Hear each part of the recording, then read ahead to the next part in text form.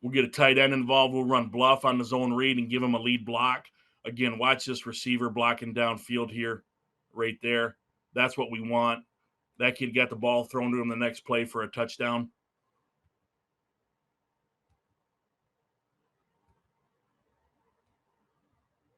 Okay, you'll see it again here. I really like, I think when you're in the pistol is when it's best to read that defensive end. A sidecar is good, but when you're in that pistol, they don't necessarily know who's coming at them. Rule for the tight end: he's got to go around that D end. We never want to go underneath him. Okay, we want to go around him just like that, no matter what, and then take the widest guy. Anybody inside, we'll leave him. Okay, and then here's another great look at it from down here. So you'll see the tight end. He's going to wrap that D end and go to the widest guy. The quarterback's got to outrun that inside backer. And then you see the receiver on the outside holding up his end of the block right there. So that guy can't fall in and make a play. Okay. Another deal here. So this is just, and the beauty, this is all just inside zone for the offensive line. Same rules apply. So now what we do when we go here, we're just going to go ahead and read the end man on the line of scrimmage. And if he's not there, this is kind of an inverted zone read where instead of the quarterback running the ball wide, we've got it paired with a jet sweep. And this is just players formations plays right here. This is the quarterback should have given this based on that alignment, but just trusting that guy's speed, we're going to go ahead and get out there. And again, you see those receivers blocking on the perimeter. Same thing here. Again, this is the number one receiver in the country the last 3 years. Getting in, get hands into that guy, run him to the sideline if you can't reach him, and go and get it going. So again, it's all inside zone rules, but it's inverted with a jet sweep. So see the tight end, he doesn't get on that outside number there, and you'll see him stop his feet. Okay, we don't want to lunge. We want to run our feet always. All right, now we'll get into some. This is probably so. This is right here. This is the wrong read.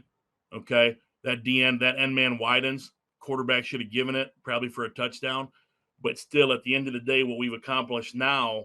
Okay, that whole defense is running over there. We still get 4 yards, and that whole defense has to run over to that hash. So we'll come back with another one, but you'll see it here. This should be a really clear give. There's the end man on the line of scrimmage, wide, give it. But one of the few mistakes he made over the course of the season there. Now we'll get into some triple option stuff here that we get into. Okay, and we can do this from spread or with a tight end. All right. Now I know this will kill some real true triple option guys. Quarterback should be holding this ball and pressing the next man. Okay. But for me, it was more important to get that ball to the guy on the perimeter. So we'll get this guy on the perimeter here, read the end. Okay. And now watch the quarterback go block. I told him if he didn't want to hold it, he had to go block. And this was kind of our 4-minute offense at the end of some games when we just wanted to run out the clock. And you'll see it here again out of the pistol. That neither DN knows where it's coming at them, so they can't surf it as effectively. The reaction time is a little different. I love true read stuff out of the pistol, sidecar as well, but I think it's a little cleaner out of the pistol. And again, you'll see right here, quarterback goes and blocks. But this is, this is that constraint play to inside. It's one of the variety of constraint plays, the inside zone. We'll just go ahead and run our triple option stuff.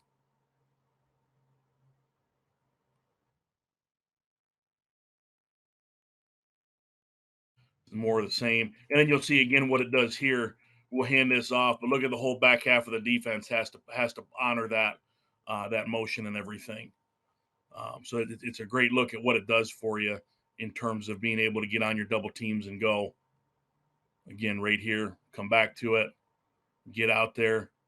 Tight end goes to the widest guy. Quarterback blocks the next guy.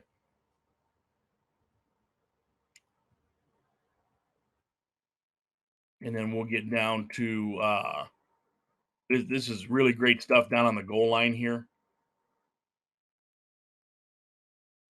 I can get to it to run the triple. I'm a big fan of that.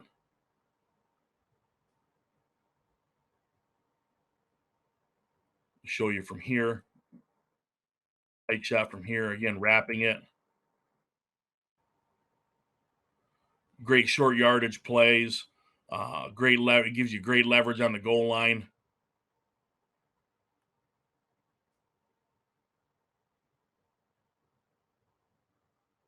Again, you'll see that this fourth down here. Just a great way to out leverage the defense while you're in a normal deal. Let's see.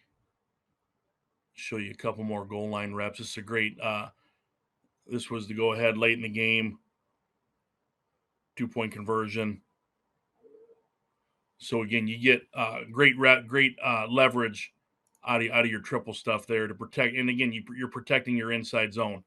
And then what we'll do next is we'll really utilize those tight ends. First off, we're going to go from an ISO standpoint. Okay, so this is where we block the backside inside. This play is going to cut back 90% of the time. It's rarely going to hit out the front side unless we call for it to, and we have a variation. But so the nice thing about what we're doing here is we're effectively trying to cut the defense in half. Really, the way you have to think of it, our tight end is going to block the backside inside. Okay, so that's this guy right here. All right, the backside tackle is going to lock the D end. So now we're man over here, and now we're zone rules over here. So covered, he's on his own. Covered, he's probably going to double that. So now he'll be on his own. Widen that split out a whole nother foot. All right. And then let's work that double team to here. And now we're going to be cutting that defense in half. There's times where we'll get 3 linebackers in the box. Okay. We will not block the front side linebacker. We'll block the Mike and the backside. And this guy just can't get across over to it.